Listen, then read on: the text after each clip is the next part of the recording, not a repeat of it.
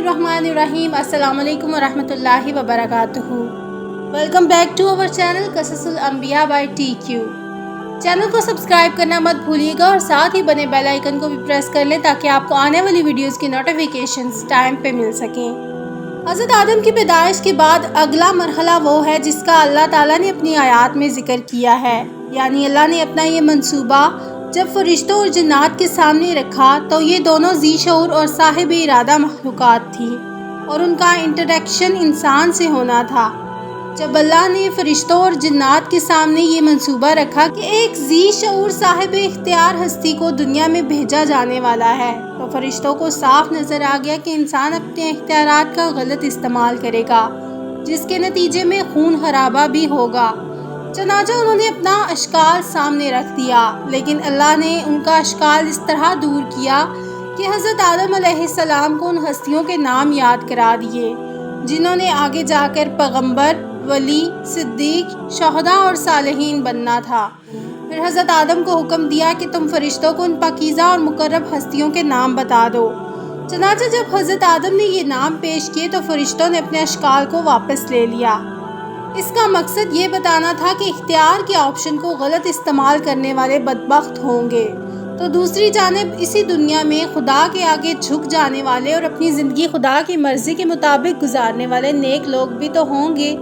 उसके बाद अगले मरहले में तमाम जिन्नात और फरिश्तों को इंसान के सामने सजदा करने का हुक्म दिया।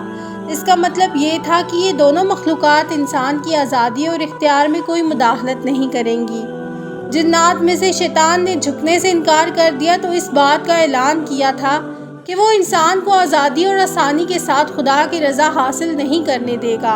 चनाचा अल्लाह ताला ने उसे ज़लील और रुस्वा करके जन्नत से निकाल दिया। और इस सब के बाद तमाम नेमतें और आसाइशें होने के बावजूद हज़रत आदम अलैहिस्सलाम ने जब जन्नत में तन्हाई और अजनबियत महसूस की तो अल्लाह पाक ने हज़रत अम्मा हवा को पैदा फरमाया। हज़रत आदम अलैहिस्सलाम सो रहे थे कि अल्लाह पाक ने उनकी छोटी पसली से हज़रत हवा अलैहिस्सलाम को पैदा फरमा दिया। जब हज़रत आदम अलैहिस्सलाम नींद से जागे तो देखा कि उनके पास एक ऐसी मखलूक लेटी है जो उनसे कुछ ज़्यादा मुख्तलिफ नहीं है। जब हज़रत आदम अलैहिस्सलाम ने अपने ही जैसी खूबसूरत मखलूक को अपने पास लेटे देखा तो उनकी तरफ दस्ते मुबारक बढ़ाने का इरादा फरमाया, तो फरिश्तों ने अर्ज़ की कि ठहर जाएं, पहले इनका महर अदा करें। आप अलैहिस्सलाम ने फरमाया, इनका महर क्या है? फरिश्तों ने अर्ज़ की कि इनका महर ये है कि आप हमारे सरदार मोहम्मद मुस्तफ़ा सल्लल्लाहु अलैहि वसल्लम पर 10 मरतबा दुरूद पाक पढ़ें। चनाचा आप अलैहिस्सलाम ने दुरूद पाक पढ़ा और फरिश्तों की गवाही से आप अलैहिस्सलाम का निकाह हज़रत बीबी हवा से हो गया। हज़रत आदम और हवा 60 साल तक जन्नत में रहे, लेकिन उनको हक़्क़े ज़ौजियत अदा करने का हुक्म ना था और ना बच्चे पैदा करने का। हज़रत आदम अलैहिस्सलाम और हज़रत हवा बड़े आराम और सुकून से जन्नत में रहने लगे। इस अरसे में दोनों पर जन्नत के किसी भी हिस्से में जाने पर पाबंदी ना थी सिवाय शजरे ममनुआ के। शैतान अब उनका खुला दुश्मन था और अपनी सज़ा का बदला लेने के लिए बेकरार भी था। उसकी शदीद ख्वाहिश थी कि ये अल्लाह ताला के हुक्म की खिलाफ वर्जी करें। फिर शैतान ने उन दोनों के दिलों में वसवसा डालना शुरू किया और वसवसे का शिकार हज़रत हवा को करना चाहा, यानी शैतान ने पहला हमला औरत के दिमाग पर किया। हज़रत आदम अलैहिस्सलाम और हज़रत हवा के लिबासों के मुतल्लिक़ ये रिवायत है कि जन्नत में उन दोनों का लिबास भी जन्नती था, जिसमें उन दोनों के सरों पर ताज भी थे, जबकि दूसरी रवायत के मुताबिक उनके जिस्म जन्नती दरख्तों के पत्ते थे जिससे उनके सतर एक दूसरे से पोशीदा थे। अब शैतान रोज़ उनके दिलों में वसवसे डालता और एक दिन कहने लगा कि तुम्हारे रब ने तुम दोनों को इस दरख्त से इसलिए मना फरमाया है कि कहीं ये फल खाकर तुम दोनों फरिश्ते ना हो जाओ या कहीं हमेशा ज़िंदा रहने वालों में से ना हो जाओ। शैतान की शैतानी और बहकावे वाली बातें सुनकर हज़रत हवा सोचने पर मजबूर हो गई। आखिरकार शैतान की मुसलसल कोशिशें और साजिशें रंग ले आईं।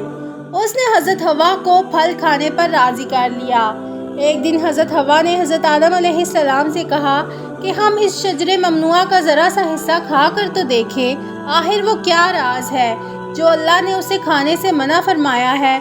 शुरू में तो हज़रत आदम अलैहिस्सलाम इसलिए कतई तौर पर तैयार ना थे, लेकिन फिर हज़रत हवा के मुसलसल इसरार पर बादिले नख्वास्ता वो भी राज़ी हो गए।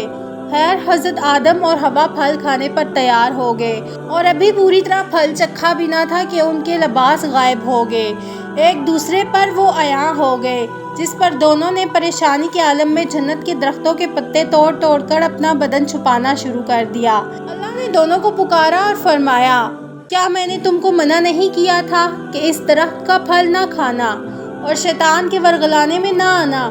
یہ تمہارا کھلا دشمن ہے۔ دونوں نے جب اللہ کی پکار سنی تو مارے خوف الہی کے کانپ اٹھے۔ اللہ پاک پھر فرمانے لگے، اب تم دونوں ایک خاص مدت تک زمین پر ہی رہو گے جہاں تم ایک دوسرے کے دشمن ہوگے اور وہاں ہی مرنا ہے اور اسی میں سے پھر پیدا ہونا ہے۔ پھر دونوں کو زمین کی طرف روانہ کر دیا گیا۔ حضرت آدم علیہ السلام ہند جبکہ حضرت حوا کو جدہ میں اتارا گیا۔ دونوں ایک دوسرے کو ڈھونڈنے لگے لیکن ایک دوسرے کو ڈھونڈ نہ پائے۔ حضرت آدم جب ہند میں اترے تو ان کے پاس حجر اسود اور جنت کے درختوں کے پتے بھی تھے جن کو انہوں نے زمین پر پھیلا دیا۔ حضرت جبرائیل علیہ السلام حضرت آدم کے پاس آئے اور گندم کے 7 دانے ساتھ لائے۔ حضرت آدم علیہ السلام نے پوچھا، یہ کیا ہے؟ عرض کیا، یہ اس درخت کا پھل ہے جس سے آپ کو روکا گیا تھا لیکن آپ نے تناول کر لیا۔ فرمایا، تو اب میں اس کا کیا کروں؟ عرض کیا، ان کو زمین میں بو دیجئے۔ حضرت آدم ایک طویل عرصے تک اللہ کی بارگاہ میں روتے رہے۔ ایک دن اللہ پاک کو حضرت آدم علیہ السلام کی گریہ زاری پر رحم آیا تو اللہ پاک نے حضرت جبرائیل علیہ السلام کو بھیجا کہ آدم کو معافی کی خوشخبری سنا دو۔ حضرت آدم علیہ السلام خوشی سے سرشار بارگاہ خداوندی میں سربا سجود ہو کر شکر بجا لائے۔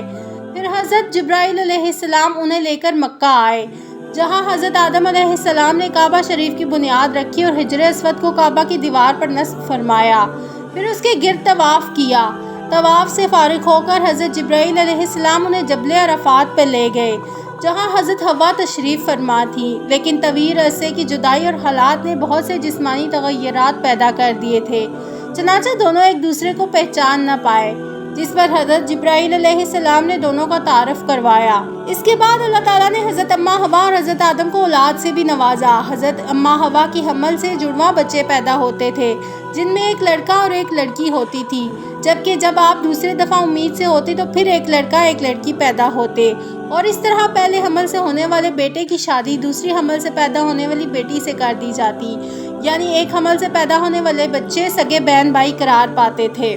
اللہ تعالیٰ نے حضرت حوا کو خود ہی حضرت آدم کی زوجیت کے لیے پیدا فرمایا تھا، اس لیے نکاح پڑھانے کی ضرورت نہیں تھی، بلکہ اللہ پاک نے فرشتوں کی گواہی میں حضرت حوا کو حضرت آدم کی زوجہ بنا دیا تھا۔ قرآن پاک میں اللہ پاک نے حضرت حوا کے لیے زوجہ حضرت آدم کا لفظ ہی استعمال کیا ہے۔ فرشتے حضرت آدم کی پیدائش سے آزمائے گئے، جبکہ انسان کو بھی اللہ پاک آزمائش میں مبتلا کرتا ہے کہ کون فرمانبرداری کرتا ہے اور کون نافرمانی کرتا ہے، اور جو دنیا اور آخرت کے بارے میں غور و فکر کرتا ہے وہ ایک دوسرے پر فضیلت جان لیتا ہے اور پہچان لیتا ہے کہ دنیا آزمائش کا گھر اور فنا ہونے والی ہے، جبکہ آخرت بدلے کا ہمیشہ باقی رہنے والا گھر ہے۔ حضرت آدم اور حضرت حوا کو جنت سے نکال دینے کے بعد پھر ان کو معاف کر دیا گیا۔ اب اس ابتدائی جنت کی تربیت مکمل ہو چکی تھی، اس لیے اللہ نے دونوں کو دنیا میں بھیج کر اس امتحان کی ابتدا کر دی جس میں ہم سب آزمائے جا رہے ہیں۔ شیطان ایک عالم اور فاضل اور عبادت گزار ہستی ہونے کے باوجود بہک گیا اور محض حسد کی بنا پر سجدے سے انکار کر دیا۔ اس سے یہ ثابت ہوا کہ حسد اتنی بڑی بری بیماری ہے کہ شیطان اور حضرت آدم علیہ السلام دونوں سے غلطی ہوئی، لیکن دونوں کا رد عمل مختلف تھا۔ شیطان نے سجدہ سے انکار کیا اور جب اللہ نے اسے اس کی غلطی کا احساس دلایا تو اس نے غلطی تسلیم کرنے اور معافی مانگنے کی بجائے خود اللہ ہی کو قصوروار ٹھہرایا، معاذ اللہ۔ دوسری جانب حضرت آدم اور حوا کو جب اپنی غلطی کا احساس ہوا تو وہ اکڑنے کی بجائے عجز و انکساری کا پیکر بن گئے، چنانچہ اللہ نے شیطان کو مردود بنا دیا اور حضرت آدم اور حوا کو مقبول۔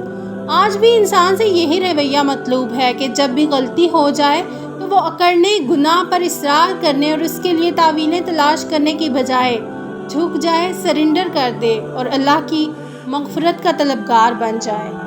یہ تھا ہمارا آج کا ٹاپک۔ چینل کو سبسکرائب کرنا مت بھولیے گا۔ ملتے ہیں اپنے نیکسٹ ٹاپک کے ساتھ، تب تک اپنا خیال رکھیے۔ اللہ حافظ۔